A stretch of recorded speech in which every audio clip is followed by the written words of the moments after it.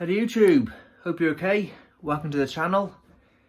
Another little video updating my training. I'm into a training plan like I said I would, and I just want to talk about what's been going on. So I've decided to do like a 10-week training plan. My goal is in roughly 10 weeks or at the end of the year to get back into running and to be a decent level of fitness. Not just the bike, not just the gym, all round fitness. So I'm not thinking about like CrossFit, because that's just weightlifting with a little bit of running and kipping and exercises. I haven't got equipment for that. But I mean like a general athlete, like a soldier would be. So if you imagine like somebody who could run real far, could run medium distance fast, could run sprinting, could do chin-ups and press-ups, but also under the clothes looks quite muscly as well.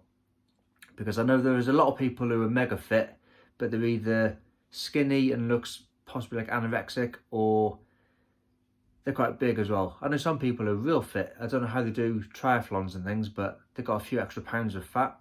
So I wouldn't want to be like that.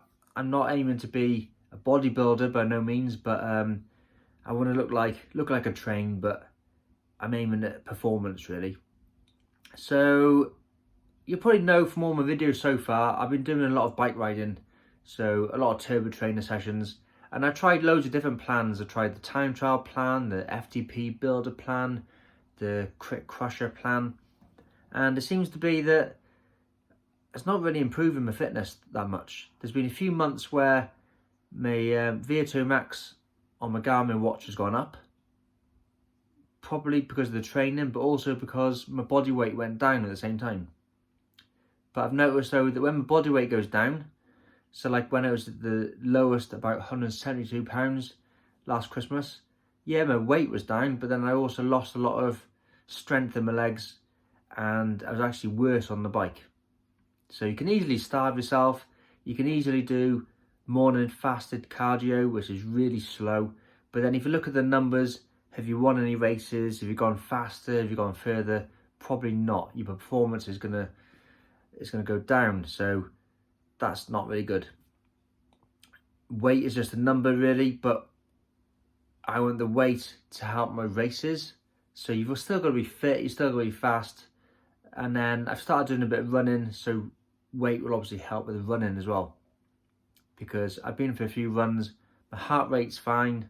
Well, it's high, but I can do like a 6-mile run, but I'd be a lot faster if I was 5, 10, 20, 30 pounds lighter. Okay, so this is week 2. It's Monday now, week 2. I sort of started this last week. So I've written down what I did last week, and then all I'm going to do is each week trying to improve on that by going a little bit further and a little bit faster. Now there is a few little tricks what you can do to cheat with your speed. So first of all, I'm going to say every run is like 100% effort. You know, I've tried. I haven't gone slow on purpose, so then the next week I can improve on it. So it will be doing the same sort of efforts for the same sort of distances. But what I mean by that is, I live in Wales, which is very hilly. So if I wanted to, I could go for a really steep uphill run, and then for say 3 miles up, and then a 3-mile back down, or a loop which comes back down. Only problem is the 3-mile going up is going to be quite slow, but then the 3-mile going down, if you wanted to, you can go really fast, because you can obviously run faster downhill. Sometimes though, the uphill will slow you down too much, and your average speed will be ruined by the uphill, and you can't possibly catch up with downhill speed.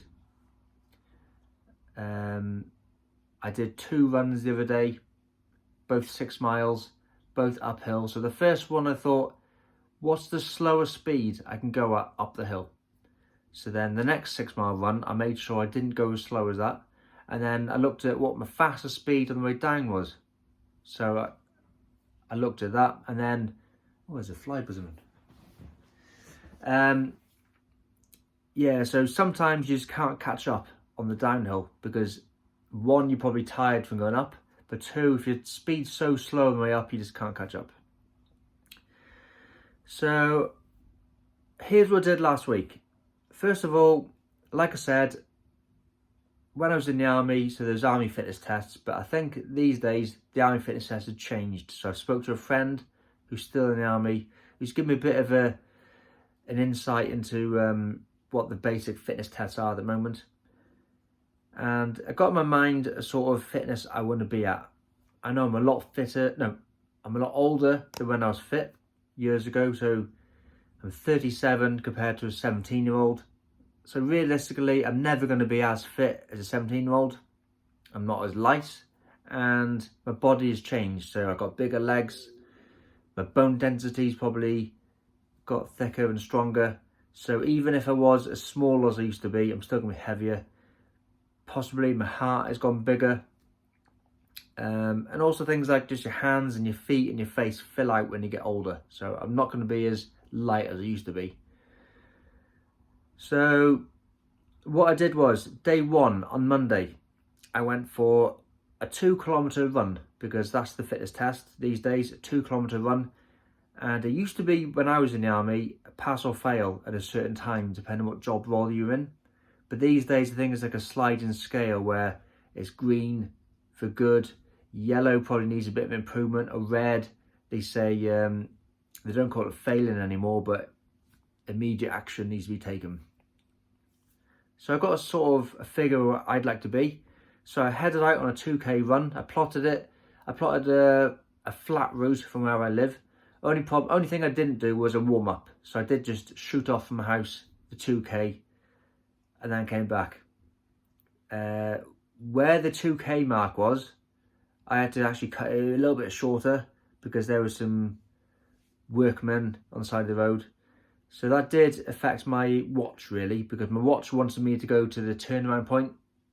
So it kept on bleeping saying off track or off segment or something. So then I wasn't really sure as well where the finish line was, because obviously I turned around short, so I had to go a bit further. So I carried on.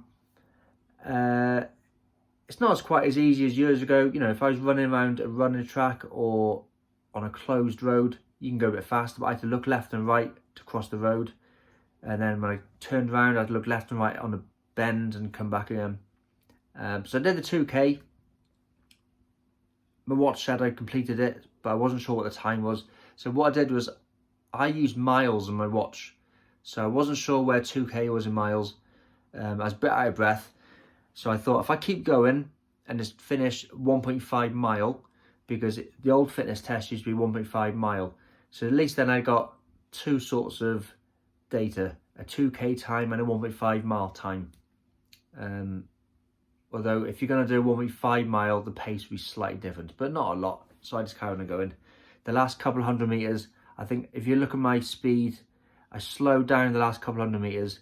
I think it's because where the 1.5 mile time was, it was near another crossing of a road, and I probably thought, oh, the end's almost here. Where is the end? Where's the end? So instead of sprinting and then come to a dead end, I think I slowed down. But anyway, what I did was that's not a good enough workout, just like 10 or 11 whatever minute run. So what I did was I carried on running at a slower speed, another 3.5 mile out of where I live. I looked at my watch for half of 3.5 mile, then I just turned around and came back. So it added up to 5 mile, which is a decent run. After running 2k flat out, I didn't think I could run much further than 5k, especially 5 mile, especially with no food, no water. The first run for ages, I wasn't really sure. Just looking outside, it's raining. So today's run, not sure what time I'll be. Okay, so I got the times for the 2k, 1.5 mile, and then I did a 5 mile, a quite decent pace actually, because the 1.5 at the start was mega fast. It sort of had quite a good average speed. That was on Monday. Tuesday, I then went out and thought, well, I know back in March, April, May, February time, I was doing a couple of runs back then, so I knew where 6 Mile was. 6 miles out of my village. It's obviously 3 miles out to the next. There's another village about 3 miles out, but it's not actually 3 miles to the village. You got to go. You don't turn right into the village. Keep going past the village, and you turn right around it, and then you finish at this church. I know where it is because I did it last year. And then you turn around. You obviously got to go back the same route as you went, so it makes it 2 halves. But what I did was, instead of stopping at 6 mile, 3 mile, I wanted to make it 10k, because 10k is so close to 6 miles, but it's a little bit further. It's 6.2, 6.142, I'm not sure exactly. What I did was, I made sure I did 6.3 miles, so then you definitely covered the bases. You've done your 6 mile and you've done your 10k. Yeah, your Strava will say you got a new award, but as long as you crossed that time, you've done it. That was quite a good time. I actually got a record. Did I? Yeah, I did. I had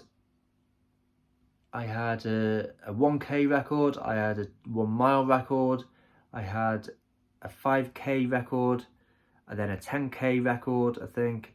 And I think I even might have had a furthest run, because last time I might have just run 6.2 something miles. So furthest run, not mega far, but considering I haven't ran for ages, I thought that was quite good. Day 3, Wednesday, my legs were actually quite tired and quite sore, because as well as the running, I was also doing an hour turbo trainer session most days.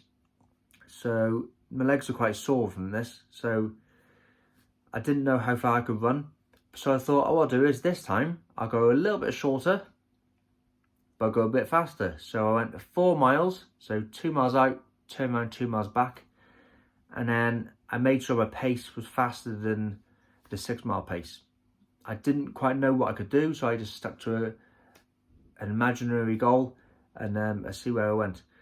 Again, the only problem is where I live, I can't run on the main road, and there is no pavement or running track or cycle track where I live. It's a small little village, so you've got to run on a country road out. Yeah, it's very quiet. Some of the parts are single lane traffic, and there is no traffic. Sometimes you might meet 0 cars or 1 or 2 cars, but you can't just run. Like, you got to concentrate. You got to look left and right on just in case. But also, it's a hill as well. There is no straight flat roads where I live. Wherever you go, you're going to find corners and hills, and it's country roads. There's going to be potholes. If it's raining today, there's going to be puddles and sticks and leaves and stones. No excuses, but it's just, I'm just trying to paint a picture. It's not a smooth tarmac or running track. It is pretty rough roads. The terrain, yeah, it's not mountainous, but it is hilly, rolling roads. Welsh hills. If you've been to Wales, you know what I mean. Small country Welsh hills. So again, like, yeah, you go slow out, pace yourself, and then you can come fast back. If you know the route, you know there's like flat, then it goes down, then it goes up. You know in your mind it's almost finished. You get to your point, turn around mark, and then then you give it to the beans and come back. Only a little bad part is it goes downhill on the way back, a bit flat, and there is a bit of a kicker come back up. There's always a little bit of an up at the end, so it's not that easy. You can't just sprint all the way. And then day 4, what I did was another 6 miles, but I don't know why. I had it in my mind I wanted to do something more exciting than just running on the same roads. I was planning on maybe going to a big forest and doing like a forest hill run or something, but then I thought, I'm not that fit. Calm down, Steve. I've only done 4 runs. So what I did was I picked a 6 mile route where I live, but I went a different direction, and I know there's a road which goes out of the village, and then I know there's a cheeky little uphill like through a forest. It is a road, but it's more like a little farm track, and it cuts across to another road, and then that leads back down to that 6 mile village. So I planned it. I thought, it's a steep hill, a very steep hill. What sort of pace can I do? And I thought I was going to do a 10-minute mile up the hill, but I think actually my speed dropped down to about possibly even 13-minute mile for a couple of seconds. But I made it. There was a man walking at the bottom of the hill. He even said, "Oh, you're not going to run up there, are you?" And I said, "Well, I'll give it a try." And my goal when I was running up was just to keep going, don't stop running. So I managed to get up it. And so basically I did 4 runs last week. I got my distance, which was 21.8 miles. I got my time, which was, I think, 3 hours, 56 minutes in total. So that averages out at 5.45 miles a day and 59 minutes a day. So this week's goal, I know I got 4 days worth of training because I'm working on Friday, Saturday, Sunday. So I've got 4 days. All I want to do is beat 21.8 miles. So I'm going to go for 24 miles, so just add 2 miles extra. Don't add nothing too crazy. So I could either make that 4 miles another 6, or just slowly add a little bit extra. So if wherever I turn around, just go a little bit further and come back. That will, well, I could either try and make my time go up, because obviously the more time you're out for, the more exercise you're doing, you're in the heart rate zone for longer, or I can make the time shorter, which means that I'm further in a quicker time.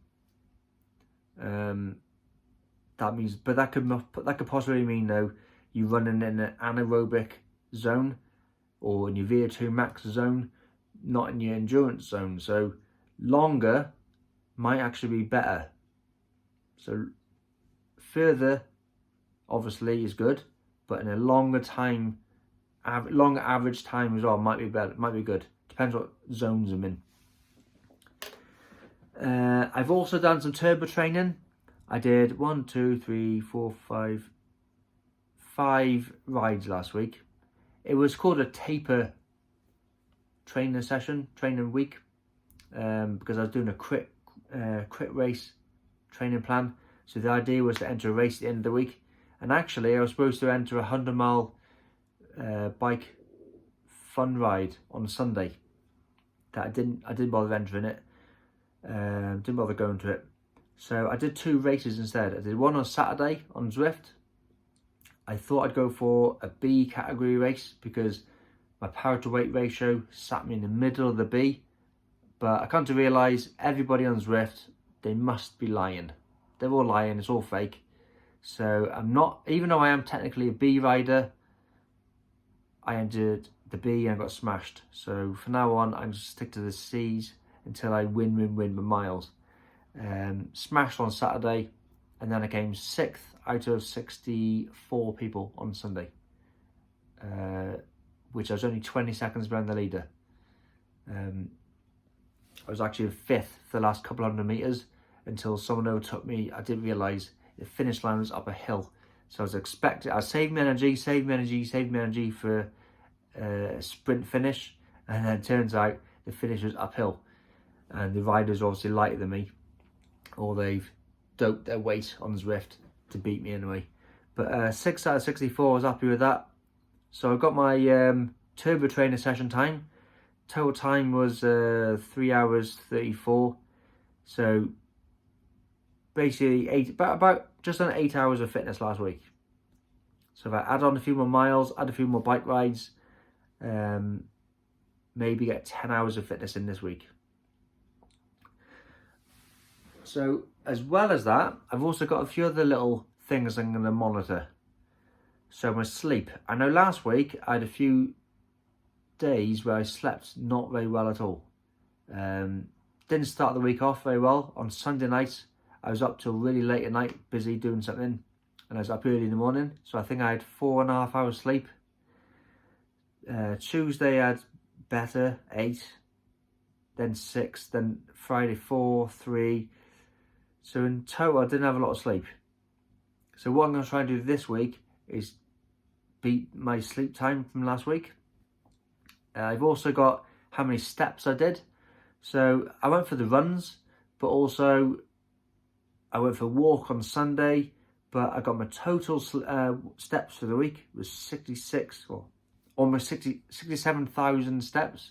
So I'm going to try and beat that by just generally being more active throughout the day as well. So if I go for a 1 hour run, I've still got 23 hours of the day to move around.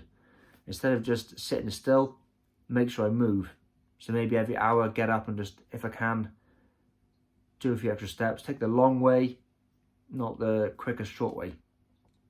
I'm not going to look at floors because that all depends on where I run. If I run flat on the canal or if I run up a steep hill, that's going to affect how many floors and altitude I've gone up. And then I got the calories. So I know how many calories are burnt each day total, and that breaks down into active calories and then just normal daily calories. So them two added together is your total. So like I said, there's no point of burning 1,000 calories in your 1 hour training plan if the other 23 hours you're not moving at all. So if I can get my daily activity a bit higher, so moving around, doing more things, not just sitting down, that'll get my total calories up as well. Obviously, you could exercise more, but if you just run 6 miles and you've done an hour on the turbo trainer, that's 2 hours of the day. There's only so much exercise you can do in a day before you burn out or just you can't do any more. So the other 22 hours of the day, try and be more active. Take away 8 hours of sleeping, and then you got the rest of the day to move. And then I got my weight. So here's the thing. I started Monday morning last week at 185 pounds.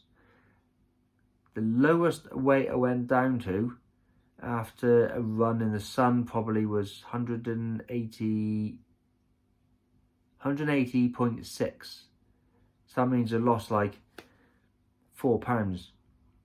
Only thing is though, on Saturday and Sunday, I had like a refeed with carbs, and also I had less exercise out. So actually I put more weight on Saturday and Sunday. I went up to 186. So after all that running, all that biking, I was actually 1 pound heavier than what I started off at. But then I did wake up this morning, start off week 2 at 184.4. So I am actually 0.6 pounds lighter than last week. A lot of people say to lose a pound a week, which is about a pound a week.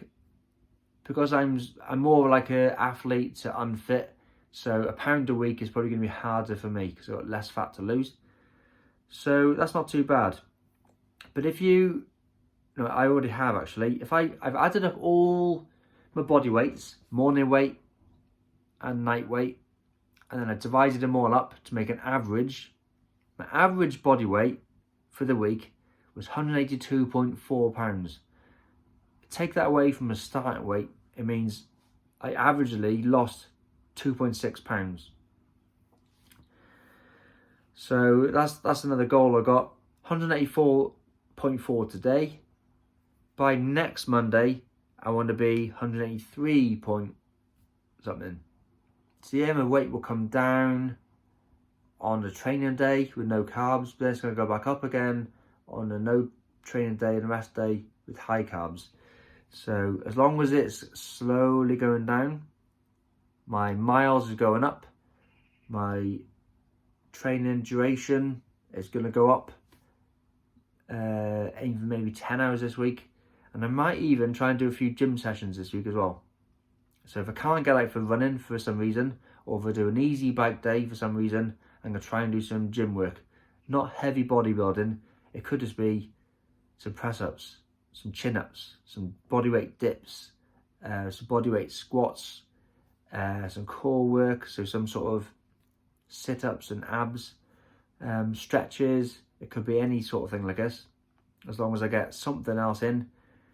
That'll help with my calorie burning and my stretching, my flexibility, and maybe start working on strength. But I don't want to do too much too soon, because I can't do biking and add in running and add in weight training as well. So I add in a little bit at a time, just so I don't overtrain myself. So that was last week, that's next week, and I'll see what happens. hopefully I've reached my goal. So like I said at the beginning, about 10-week training plan, maybe a bit longer. So we're coming to the end of September now. So that'll see me to the end of the year. My goal last year was to be 168 pounds before Christmas, because I knew that I was going to have a festive eating season at Christmas time. So I'll try and do this goal for before Christmas. Try and get back to a decent standard. Now, I know what sort of running a decent standard is. Thing is, what I used to think was fit compared to what my friends do now. They run marathons every weekend in crazy times.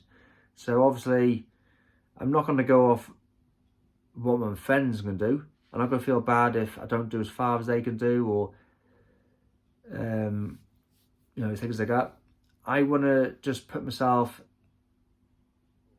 20 years ago when I was 17, what would a good fitness score would have been on a fitness test. So I think 1.5 miles when I was 17, depending on what job role you were, it could have been 9.5 or 10.5 minutes. So if I can get it down, if I can get my running 9.5, 10.5 minutes, that'd be good. I got a funny feeling I should do it in about 8 or 8.5. So if I can get to somewhere about in between 8 and 10 minutes, then I'm borderline pretty good. And obviously 20 years later, after being a 17-stone bodybuilder, I'd be happy with that. Press-ups and sit-ups, I'm not really sure what the fitness test used to be, but I know what I used to roughly get. I remember once I did, I think it was 103 sit-ups in 2 minutes and maybe 100 press-ups in 2 minutes. But the trick with press-ups is not to do more, is to be stronger. But I've lost a lot of strength. I tried doing some press-ups the other day and I struggled.